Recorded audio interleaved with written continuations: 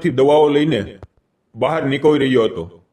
ખિસ્સામાં પૈસાથી ભરેલું પાકીટ મૂકતી વખતે ભૂલથી તે હાથમાંથી સરકીને નીચે પડી ગયું। મને ખબર જ ના પડી અને હું થોડો આગળ ચાલ્યો ગયો। ત્યારે અચાનક પાછળથી એક કોમળ નરમ અવાજ આવ્યો, સાહેબ, અરે સાહેબ, ઊભા રહો। મેં પાછું વળીને જોયું તો એક છોકરી ઝડપથી મારી તરફ દોડીતી આવતી હતી। હાથમાં મારું જ પાકીટ હતું। તેણે નમ્રતાથી કહ્યું, આ તમારું પાકીટ મેડિકલ પાસે પડેલું હતું, લ્યો। મેં પાકીટ લીધું, ખોલીને જોયું। એક પણ રૂપિયો ઓછો નહોતો। આજના જમાનામાં આટલા પૈસાથી ભરેલું પાકીટ કોઈ પાછું આપે એ જ આશ્ચર્યની વાત હતી। હું તેની સામે જોઈ રહ્યો। તે ખૂબ જ સુંદર હતી। ગોરો રંગ, મોટી મોટી આંખો, લાંબા કાળા વાળ, માથે હળવો દુપટ્ટો, પણ ચહેરા પર થાક, તણાવ અને બીમારીની હળવી ઝલક હતી। જાણે ઘણા દિવસોથી ઊંઘ ન આવી હોય। મેં કહ્યું, ખરેખર તમે આ પાકીટ પાછું આપીને મારા પર ખૂબ મોટો ઉપકાર કર્યો। આજકાલ કોઈ આટલી ઈમાનદારી નથી બતાવતું। લ્યો, આ તમારા માટે। અને મેં 500 રૂપિયાની નોટ કાઢીને તેની તરફ વધારી, પણ તેણે તરત જ એક પગલું પાછું ખેંચી અને કહ્યું, ના સાહેબ, મને આવા પૈસા નથી જોતા। મફતનો 1 રૂપિયો પણ મારા પેટમાં નથી જતો અને ક્યારેય જવા પણ દીધો નથી। મફતના પૈસા હાથનું પાપ બની જાય છે અને પાપ કદી કામનું નથી હોતું। જેટલી સરળતાથી મળે છે એટલી જ મોટી તકલીફ આવે છે। તેના શબ્દોમાં એટલી સાદગી, એટલી હિંમત અને એટલું સ્વાભિમાન હતું કે હું એકદમ સ્તબ્ધ થઈ ગયો। ગરીબ હતી, બીમાર લાગતી હતી, છતાં એના મનની ઊંચાઈ મારી સામે ચમકી રહી હતી। એટલામાં તેણે થોડી ઝીઝક સાથે કહ્યું, સાહેબ, જો તમારી ઓળખાણમાં કોઈ કામ હોય તો કહેજો। ઘણા દિવસથી કામ શોધું છું। ઘરની હાલત ખૂબ ખરાબ છે। એની આંખોમાં એક છુપાયેલું દર્દ અને એક મજબૂત ઈચ્છા બંને એક સાથે દેખાતા હતા। હું એના દર્દને સ્પષ્ટ અનુભવી શકતો હતો। મેં પૂછ્યું, તમે શું કામ કરી શકો છો? તેણે હળવો શ્વાસ લઈને કહ્યું, કોઈ પણ કામ કરી લઈશ। તમે જે કહો એ। બસ ઘરનો ગુજારો ચાલે એટલે કામ મળવું ખૂબ જરૂરી છે। મેં થોડી વાર વિચાર્યું। હું એકલો રહું છું। ઘરનું કામ, ખાવાનું, સાફ સફાઈ બધું મારે જાતે કરવું પડે છે। મેં કહ્યું, જો તમને મંજૂર હોય તો મારા ઘરે કામ કરી શકો। હું એકલો રહું છું। તમે ઈમાનદાર લાગો છો, મહેનતુ પણ લાગો છો। એના ચહેરા પર પહેલી વાર હળવી સ્મિત આવી, જાણે અંધારામાં કોઈએ દીવો પ્રગટાવ્યો હોય। તેણે પૂછ્યું, પગાર કેટલો આપશો? મેં કહ્યું, તમે કહો। તેણે થોડું વિચારીને કહ્યું, 9000 રૂપિયા ચાલશે। મને એ રકમ ખૂબ ઓછી લાગી, પણ એના માટે એ જીવન બદલી નાખે એવી રકમ હતી। મેં તરત કહ્યું, ઠીક છે, ક્યારથી આવશો? તેણે કહ્યું, કાલથી। પણ તમે ક્યાં રહો છો? મેં કહ્યું, ચાલો હું તમને ઘર બતાવી દઉં, બહુ દૂર નથી। આ મારી ગાડી છે, બેસો। તે થોડી નબોળી લાગતી હતી। ધીમેથી પાછળની સીટ પર બેઠી। રસ્તામાં મેં પૂછ્યું, તમારું નામ શું છે? તે થોડી શરમાઈ અને કહ્યું, કાંચન। મેં હસીને કહ્યું, વાહ, નામ જેવી સુંદર। તેણે હળવું સ્મિત કર્યું અને પૂછ્યું, અને તમારું નામ? સુહાસ। થોડી જ વારમાં અમારું ઘર આવી ગયું। મેં ગાડી પાર્ક કરી, એને દરવાજો ખોલીને અંદર બોલાવી। એની ચાલમાં થાક અને નબળાઈ સ્પષ્ટ દેખાતી હતી। હું તેને ઘરમાં લઈ ગયો। હોલ, બેડરૂમ, કિચન, બાલ્કની બધું બતાવ્યું। તેણે ધીમેથી કહ્યું, તમારું ઘર ખૂબ સુંદર છે અને મોટું પણ। મેં કહ્યું, ભાડે છે, પણ રહેવાનું ગમે છે। બેસો, હું ચા બનાવું। હું કિચનમાં ગયો અને ગરમા ગરમ 2 કપ ચા બનાવી। ચા ઉકળતી હતી ત્યારે એની સુગંધ આખા ઘરમાં ફેલાઈ ગઈ। 2 કપ લઈને હોલમાં આવ્યો તો કાંચન ઊભી થઈ ગઈ। મેં કહ્યું, બેસો। ચા આપી।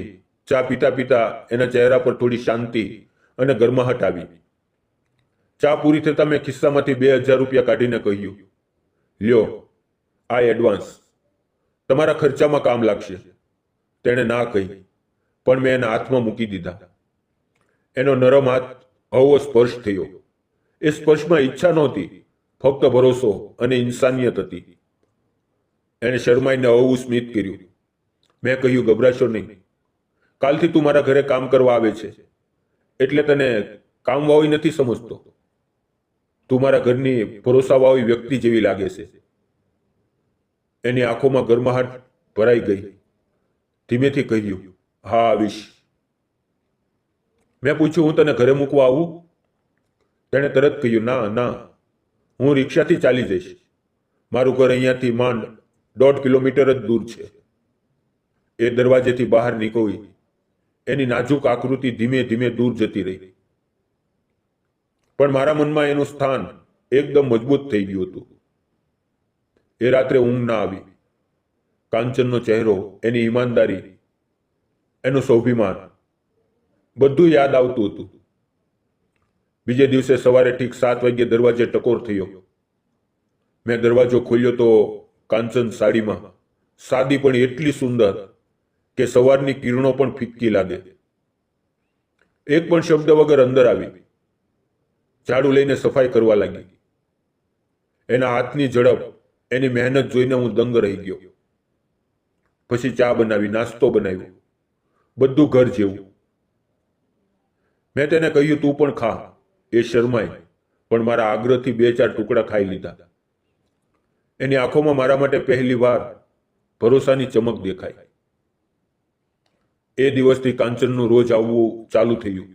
સવારે ગરમ ચા નાસ્તાથી દિવસ શરૂ થાય. ટિફિન ભરીને ઓફિસ જાઓ. સાંજે ગરમા ગરમ જમવાનું તૈયાર.